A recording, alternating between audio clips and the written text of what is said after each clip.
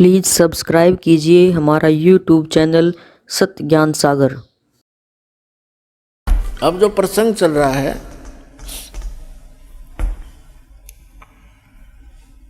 एक समय एक गुरु और शिष्य चले जा रहे थे। रास्ते में एक मछियारा मछली पकड़ रहा था किसी सरोवर से, और वहां से जाल भर के और बाहर डाल रहा था। वो तड़प तड़प कर शरीर छोड़ रही थी। उस लड़के ने, शिष्य ने, छोटा बालक था 10-15 वर्ष का, उसने पूछा, गुरुजी ये प्राणी जो ऐसा अपराध कर रहा है इसको क्या सजा मिलेगी? गुरुजी कहने लगे, बेटा फिर बताऊंगा, आजा। सुमन कर अपना चल चलते सफर कर रहे थे। 4-5 वर्षों के बाद क्या देखा, एक हाथी का बच्चा मस्ती में उछल कूद मचा रहा था। उछल कूद करते करते 2 वृक्षों के बीच में फंस गया। अब जैसे तैसे झटके झुटके मार के और निकल तो आया, लेकिन खाल सारी छुल गई, बुरी तरह खाल उतर गई। छोटा बच्चा था, वर्षा के मौसम था, उसके कीड़े पड़ गए। सैकड़ों की, हजारों की, लाखों की संख्या में कीड़े उसको मोटे मोटे कीड़े खान लग रहे, और वो चिल्लावा बुरी तरह। अब वो दोनों गुरु शिष्य फिर चले जा रहे थे। वहां उस शिष्य ने पूछा, गुरुदेव इस प्राणी ने कौन से जन्म में ऐसा कर्म कर दिया जो इसको ये कीट खा रहे हैं, ये चिल्ला रहा है? तब उस गुरुजी ने बताया, बेटा जो मछियारा था ना, जो मछियां पकड़ रहा था, और वो मछियां तड़प तड़प कर जीव छोड़ रही थी, प्राण त्याग रही थी। ये हाथी का बच्चा वो मछियारा है, और ये कीड़े वो मच्छी हैं। आज अपना टेट फॉर टेट ये भोग रहा है, प्राप्त कर रहा है। तो पुण्यात्माओं, परमात्मा कहते, तुमने उस दरगाह का मैल नहीं देखा और धर्मराज के तिल तिल का लेखा। उस भगवान के दरबार में, यानी धर्मराज के दरबार में, एक एक तिल का हिसाब होगा आपका, पाई पाई का, एक एक नए पैसे का।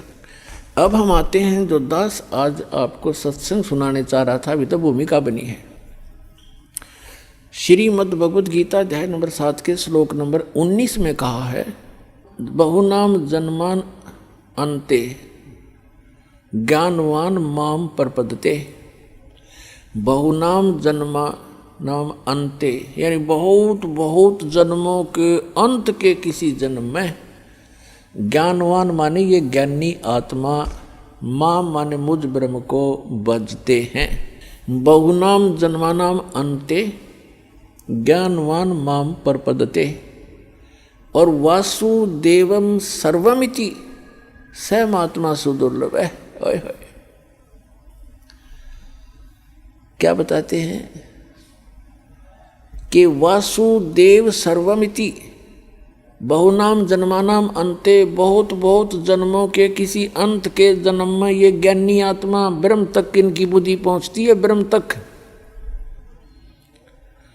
और ये बताने वाला साधु संत महात्मा के वासुदेवम सर्वमिति, वासुदेवम ये बताने वाला महात्मा तो सुदुर्लभ है कि वासुदेव ही सब कुछ है, वही सबका उत्पन्न करने वाला है, सर्व उत्पादक है, वही सबको पूज्य है, वही पाप नाशक है, और वही इष्ट रूप में बना कर पूज्य है।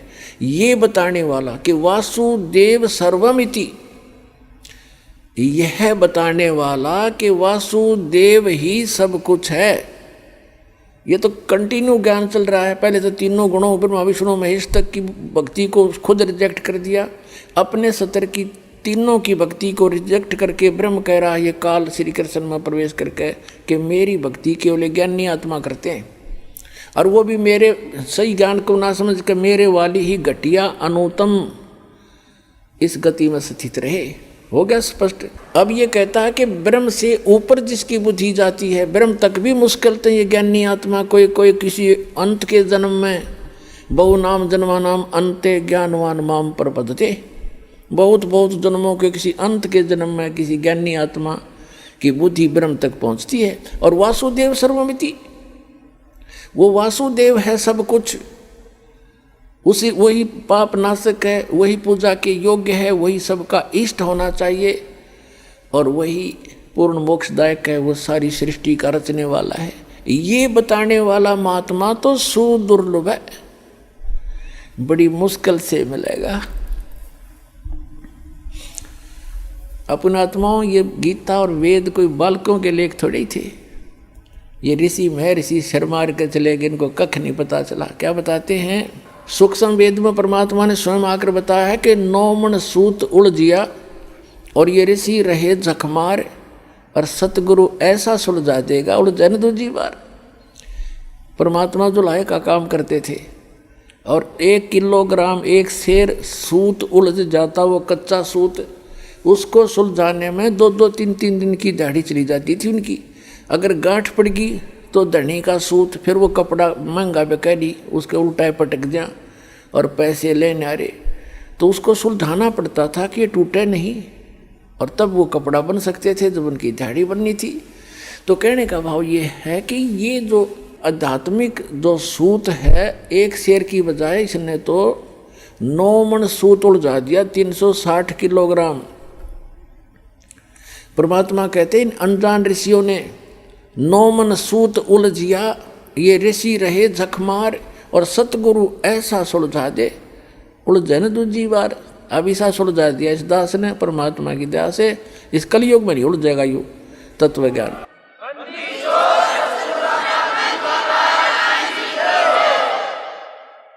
कोई भक्ति करियो चाहे ना करियो, वो अलग बात, उसके भाग्य पर डिपेंड करेगी। अब जैसे कहा कि वासुदेव सर्वमिति, वासुदेव का अर्थ श्री कृष्ण नहीं है।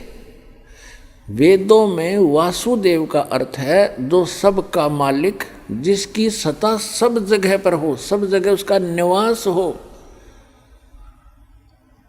जैसे परमात्मा ने सूक्ष्म वेद में बताया कि अर्श कुर्स पर अलह तख्त है, उस परमात्मा का तख्त राजधानी ऊपर है, अर्श के कुर्स में, कॉर्नर में, सबसे ऊपर के स्थान पर। अर्श कुर्स पर अलह तख्त है, खालिक बिन नहीं खाली। कहते उस परमात्मा के बिना उसकी नज़र से कोई जरा सा भी टुकड़ा उसके ब्रह्मांडों का बचा नहीं है, सब जगह उसकी दृष्टि है, यानी उसकी पावर सब जगह विद्यमान है। वो परमात्मा भले ही ऊपर बैठा है। तो कहते हैं वासुदेव का अर्थ है जिसकी सत्ता सबके ऊपर हो, सब जगह उसका वास हो। जैसे परमात्मा की परिभाषा के अंदर क्या आता है, एक सिंपल सा उदाहरण है।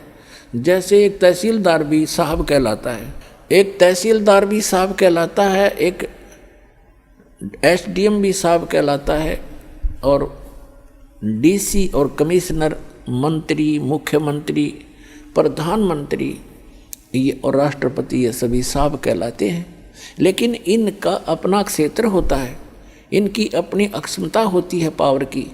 तो इसी प्रकार जैसे सीएम मुख्यमंत्री है एक क्षेत्र का, पर वासुदेव एक अक्षेत्र के ऊपर वो प्रभु है, सबके ऊपर वास नहीं है उसका।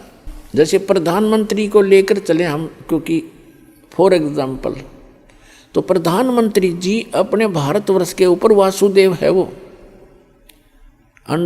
इतना संकेत बतेरा आपने समझने के लिए।